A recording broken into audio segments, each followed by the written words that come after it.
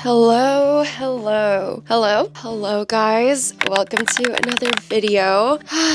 Today I just wanted to sit down and chat a little and also update you. If you guys have been watching a couple of my episodes from 2025, you should maybe have assumed that I am leaving Korea.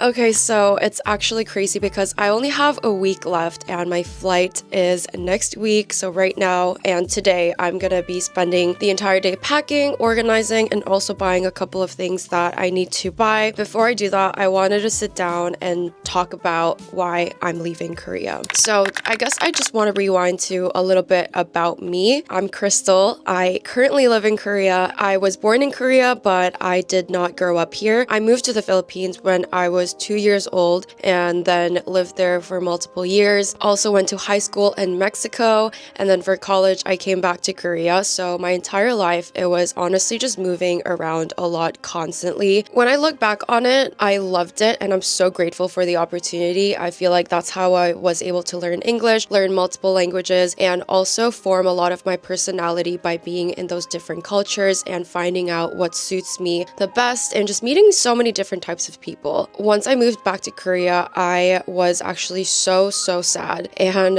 especially a couple of years back, I feel like Korea was stuck in a very still like a traditional country. Not a lot of people were used to different westernized culture. So when I first moved here, I felt so out of place. I had bleached hair, I was wearing crop tops, and I was still a young kid, but then so many people were judging me and looking at me, acting like as if I was an alien from a different planet when I have just been wearing normal clothes that I've been wearing my entire life. But obviously in Korea, it was very different back then. I think today it's definitely changing a lot and it's very different. Also, I'm a little sick, so I sound a bit nasally.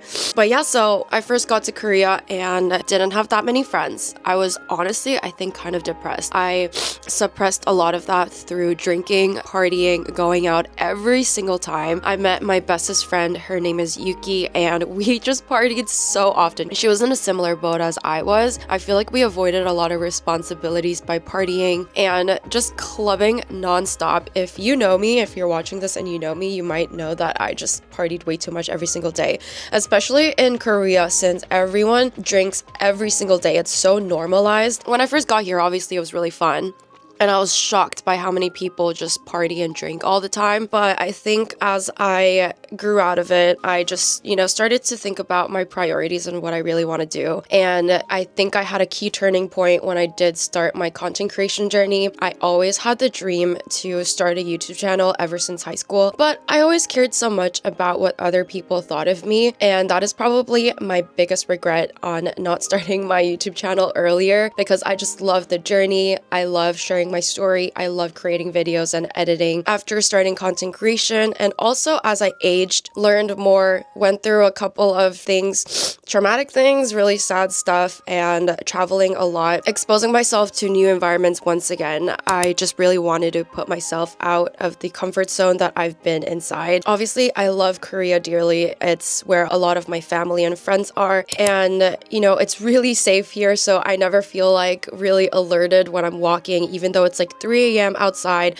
I have no problem stepping out and walking around the streets. I also love the cheap coffee here, and everything here is just so convenient. Everything is designed so you can access everything in a really quick, convenient way. But sometimes when I am here, I do feel like I don't push myself out of the comfort zone that much. And I feel like every time I'm in Korea, I'm always in my own little bubble. And honestly, I'm not saying that I don't love it. I love drinking. I love having a fun time. But sometimes it just made me think, what do I want to do after 5 years? I'm not going to be constantly drinking and partying for the rest of my life. I mean, if you choose to do that, that's totally fine. But I just didn't want to have that as my trajectory of my life. So this year, when it turned New Year, I really told myself that this year is to find out more about myself, what I want to do, where I want to be, and really put myself in situations that actually make me scared scared and uncomfortable because those are the situations that help me grow. Last year, I went to New York. It was supposed to only be 2 weeks, but it ended up being 3 months.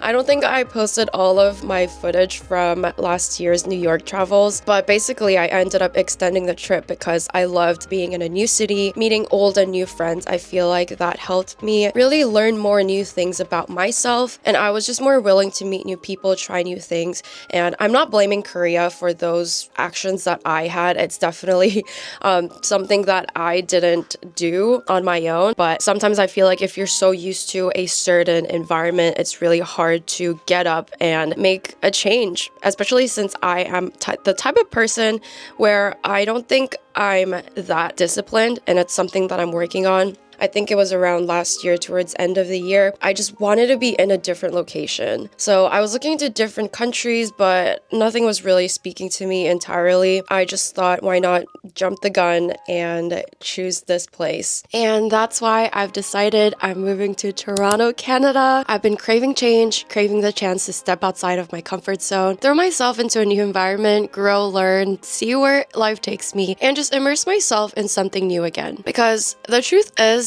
I don't feel like I truly belong anywhere, and as someone who's experienced multiple cultures and moved around so often, I've fallen in love with different parts of every place I've been to. But at the same time, I've never felt fully at home anywhere, not even in Korea, my so-called home country. I don't think I fully know myself yet either, so this year I told myself, let's explore. Why not embrace the unknown, put myself out there, and see what different parts of the world have to offer. I don't have a set plan yet, just a few months in Toronto for now, and then who knows, maybe I'll fall in love with the city, maybe I'll end up back in Korea, maybe I'll find myself in London or New York. I'm letting the unknown be what it is, giving myself the space to grow, to learn, and to discover where I truly feel at home. Because for me, home is no longer just a place, it's the people I meet, the experiences I have, and the way a city makes me feel. This is me chasing that feeling. Honestly, I'm really excited. I've been doing a couple of research and the place looks beautiful, and really excited to just experience new things, try new things, pick up new hobbies, and all that stuff. So yeah, I'm really excited to take you guys along this journey and just finding myself, finding a place that feels like home, and living the digital nomad life, because I do plan to visit a couple of different countries this year, but live there for a long periods of time. Or I don't know, maybe I'll fall in love with one location and permanently move there. It's all up in the air, and I have nothing entirely settled. And I used to get so anxious about all the uncertainty in my life, but these days I have been embracing the unknown and becoming really excited instead of anxious. I've heard a saying where if you're not scared to do something, it means you're just too comfortable. If you're too comfortable, it means that you don't have room for growth and you're not trying new things. Also, the anxiety that you get in the beginning, it's not as bad as you think it is once you actually just do it. I think I really learned a lot of that when last year I had no idea what I was doing, because I was doing content creation full time after my unemployment era, and I was just like,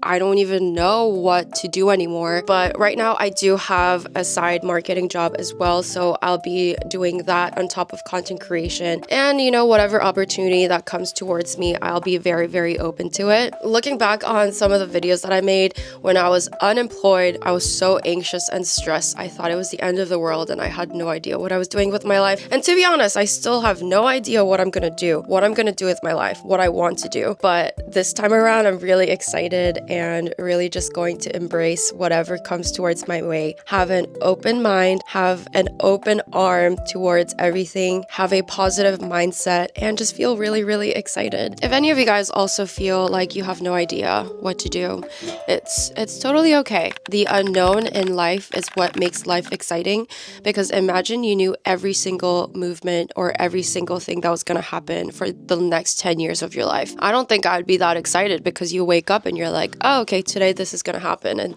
the day after. Anyways, wherever this journey takes me, I know one thing for sure: I'm just getting started. The world is too big to stay in one place. Time to see where life takes me. This is just a start, and hope you guys join me in this journey.